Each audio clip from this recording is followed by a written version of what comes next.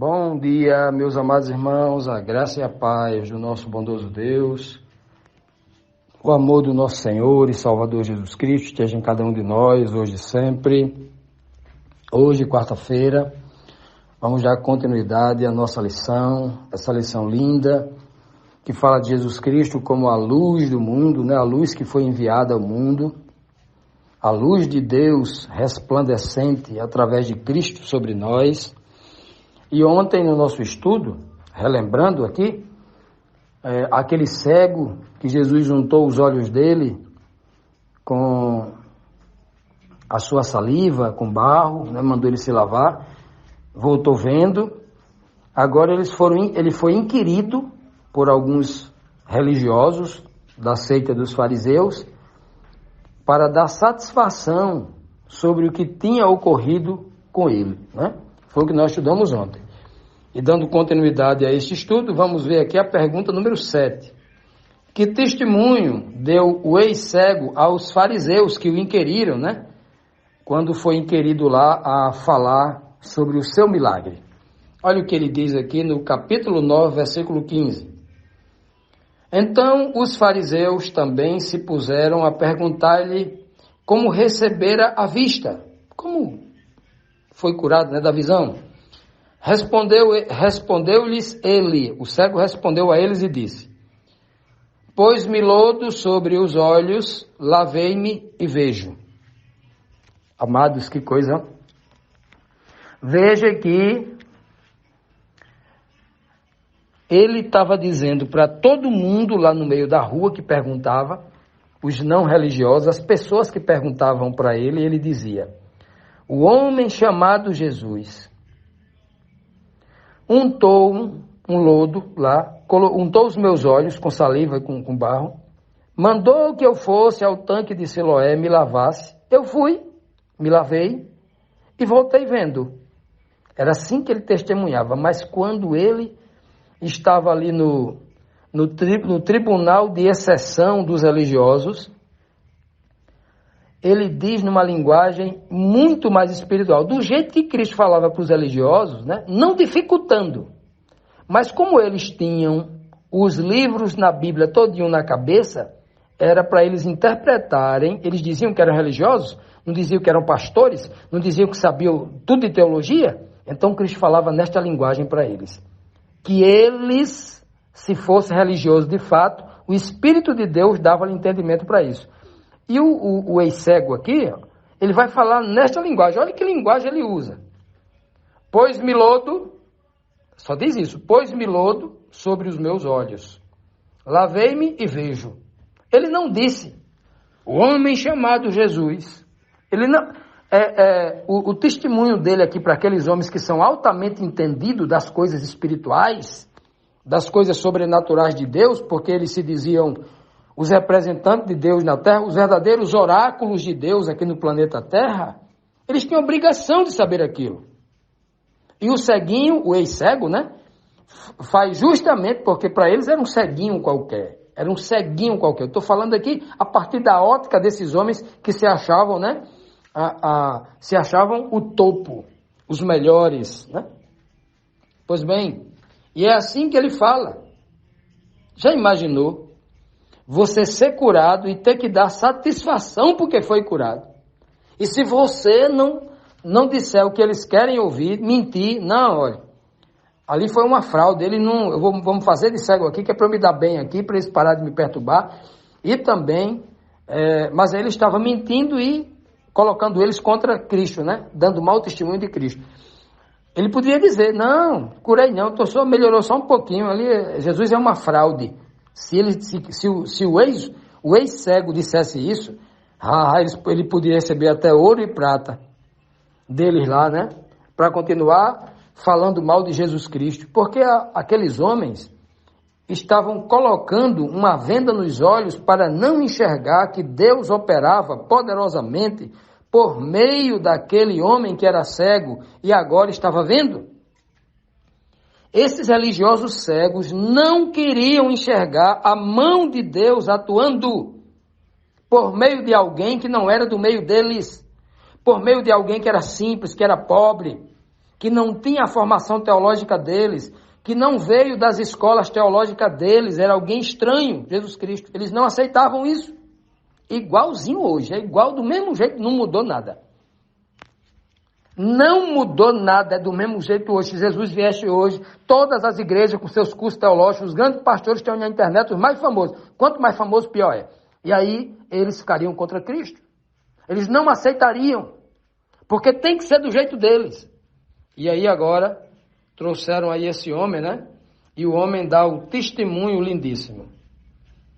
Pôs-me lodo. Ele não diz a água com barro. Lodo. Sabe por quê?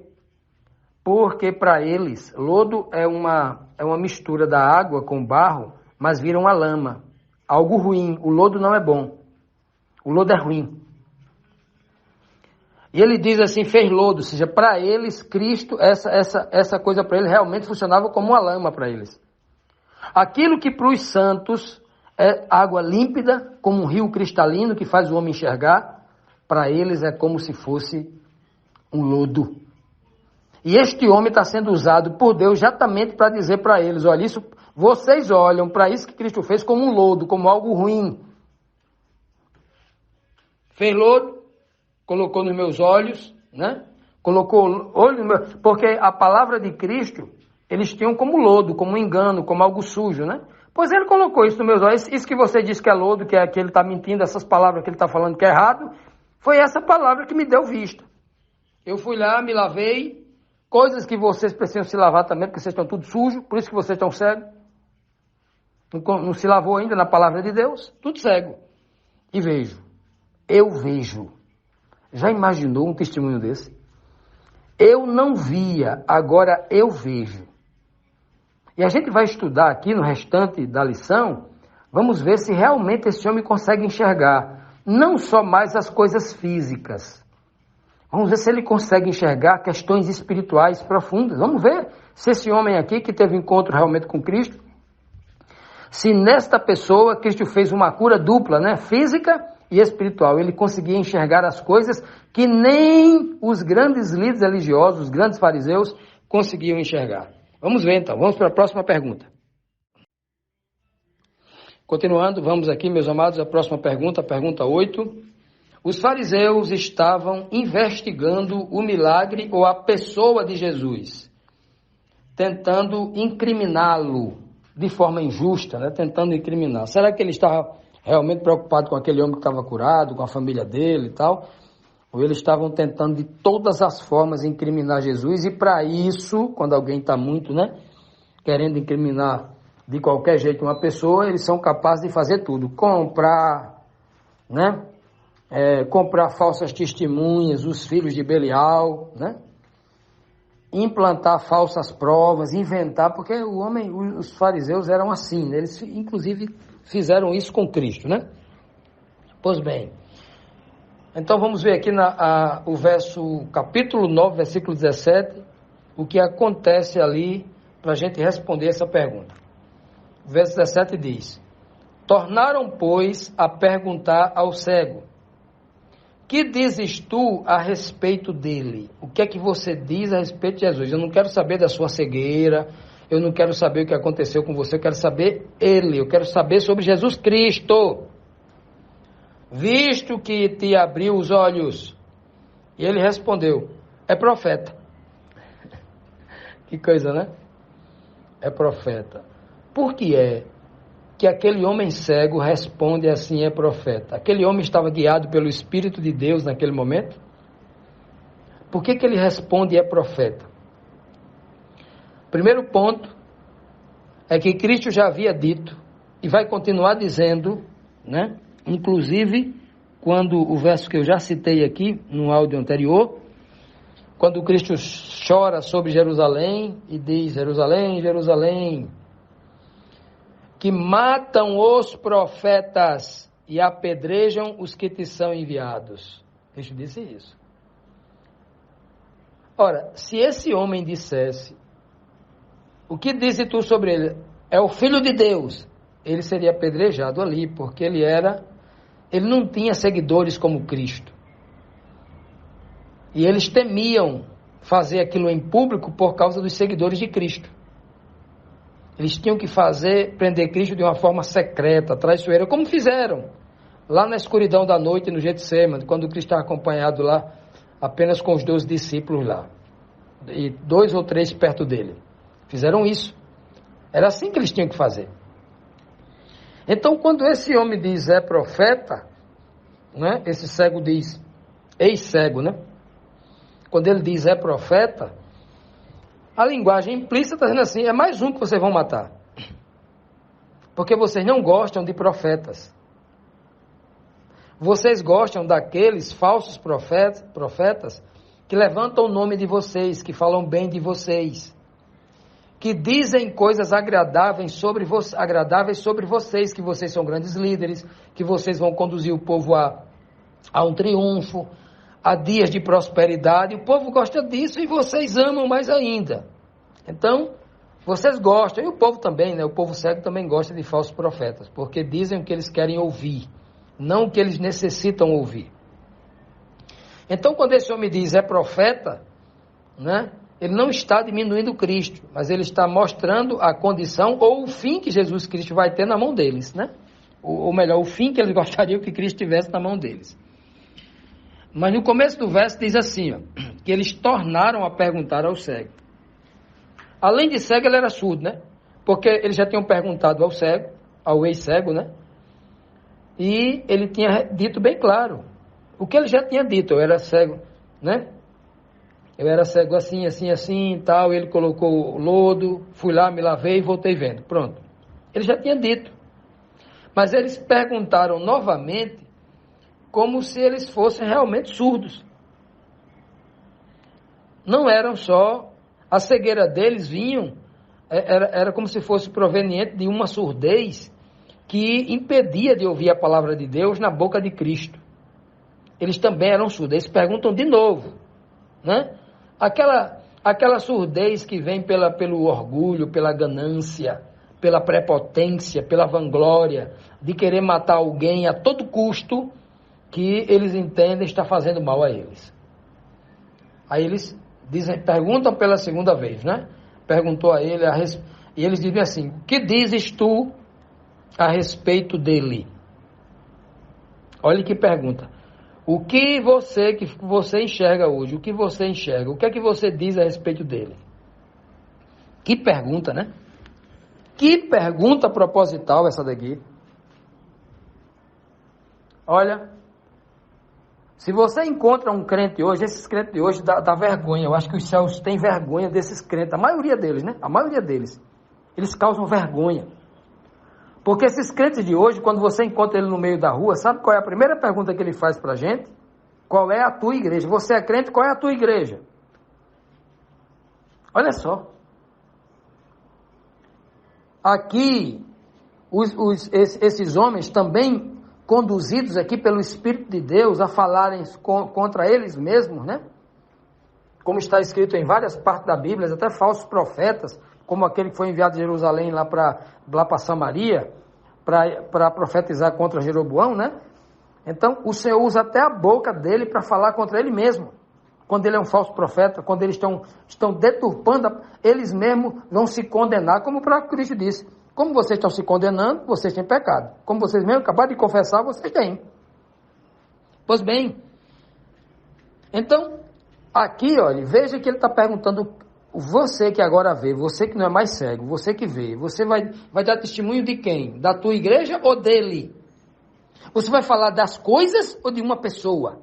Você vai falar da sua igreja, vai falar dos bens da sua igreja, da lição da sua igreja, da TV da sua igreja, do rádio da sua igreja, da internet da sua igreja, da sala das crianças da sua igreja, dos recursos da sua igreja, do dinheiro da sua igreja, dos títulos de pastor da sua igreja, ou você vai falar dele? Olha que coisa linda, né? E o homem pergunta, que testemunho você dá a respeito dele? O que é que você diz a respeito dele, de Jesus Cristo? Meus amados, nós estamos dando testemunho de quê? Ou de quem? Quanto tempo nós perdemos para falar do quê? Nós precisamos falar de quem? O testemunho se dá da pessoa de Cristo. Cristo aqui na terra não deu o testemunho dos céus. Ele não disse como é que era o céu. O céu é assim, é assado. Lá tem tanta coisa boa. Lá tem um rio de cristal. Tem isso. Cristo não disse isso. O testemunho que ele deu aqui foi da pessoa de Deus. As pessoas para Deus valem mais do que as coisas. Para que nós entendamos que a pessoa de Deus vale mais do que tudo. Que a pessoa de Cristo vale mais do que todos os seres humanos da terra. A gente tem que olhar para Ele. Ele é o Salvador de todos os seres humanos. E Ele faz a pergunta, o que é que você diz? Você que vê, porque só o que vê dá testemunho dele. Quem não vê, quem é cego, dá testemunho do sinédrio, dá testemunho da placa da igreja, dá testemunho do pastor da igreja dele, do líder da igreja dele. O cego faz isso. Mas a pergunta aqui é linda. Esses homens estavam sendo usados por Deus ali para eles mesmos se condenarem, né? Olha só. Qual é o testemunho que você dá dele?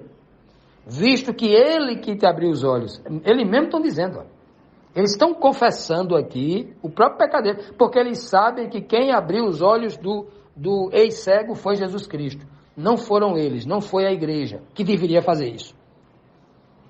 Não foi eles, foi Cristo quem abriu os olhos. Porque eles, a missão deles era fechar olhos, cegar o povo para não enxergar Deus, para não enxergar o Messias, tão prometido nas Escrituras Sagradas, que eles diziam ler todo dia, saber de có, né? Saber de có e salteado.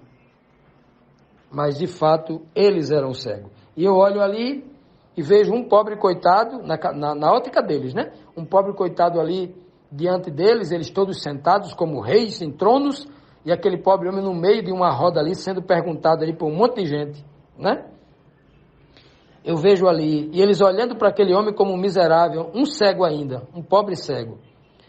Mas os céus, quando olha para ali, vê só um enxergando, e todo mundo ao redor dele cego. Quem era cego de fato ali? Era aquele homem? Ou aquele povo que estava buscando dele entender o que realmente havia acontecido? O grande milagre, o milagre de enxergar a verdade.